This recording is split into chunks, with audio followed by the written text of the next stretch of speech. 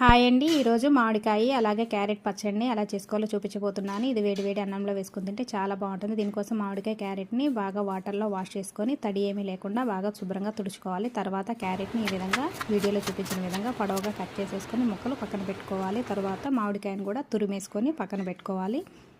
తర్వాత దీని మసాలా కోసం 1 స్పూన్ మెంతులు అలాగే 4 స్పూన్ల ఆవాలు స్టవ్ మీద ప్యాన్ పెట్టేసుకొని వేసుకొని ఫ్రై చేసుకోవాలి. ఇది కొంచెం ఫ్రై అయ్యాక చల్లారిన తర్వాత మిక్సీ జార్లో వేసుకొని ఈ పిండి అనేది గ్రైండ్ చేసుకోవాలి. తర్వాత 1 కప్పు క్యారెట్కి 1 కప్పున్నర మామిడికాయ తురుము, 4 టేబుల్ స్పూన్ల కారము, 2.5 టేబుల్ స్పూన్ల సాల్ట్, 1 స్పూను ఆవు పిండి వేసి బాగా కలుపుకోవాలి. ఈ పచ్చడికి తాలింపు కోసం స్టవ్ మీద ప్యాన్ పెట్టేసుకొని 1 కప్పు ఆయిల్ వేసుకొని ఇందులో మెంతులు ఆవాలేసి కొంచెం చిటపడలాడిన తర్వాత వెల్లుల్లి రెమ్మలు అలాగే ఎండుమిర్చి వేసుకొని కొంచెం వేగిన తర్వాత పసుపుని యాడ్ చేసుకొని ఈ తాలింపు కొంచెం ఆరిన తర్వాత మనం ముందుగా రెడీ చేసి పెట్టుకున్న పచ్చడిలో కలిపేసుకుంటే మామిడికాయ క్యారెట్ పచ్చడి అయితే రెడీ అయిపోయింది. ఇది చాలా బాగుంటుంది. మీరు తప్పకుండా ట్రై చేయండి. అలాగే నా ఛానల్ సబ్స్క్రైబ్ చేసుకోండి.